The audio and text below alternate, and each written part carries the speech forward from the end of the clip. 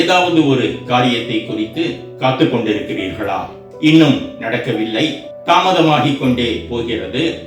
நடக்குமா, நடக்காதா, நடக்காமலேயே போய்விடுமா என்கிற கலக்கத்தில் மன சோர்வுடன், கவலையுடன், கண்ணீருடன் இருக்கிறீர்களா?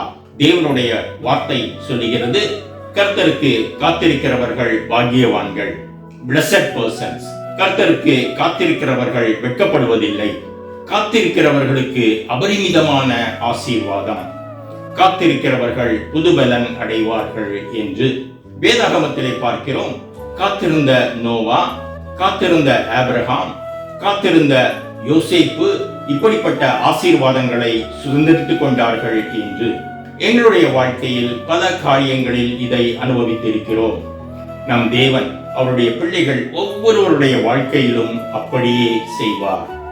அதே சமயம் காத்திருக்கும் போது நாம் கேட்கலாம், ஏன் ஆண்டவரே எனக்கு இப்படி என்று.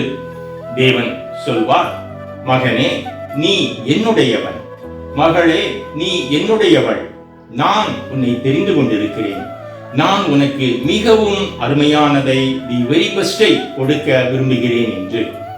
நாம் என்ன சொல்ல முடியும்?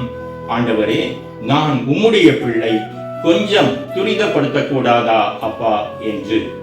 You are my father, I am your child, so Lord, could you hurry a little? Could you hurry a little? Amen.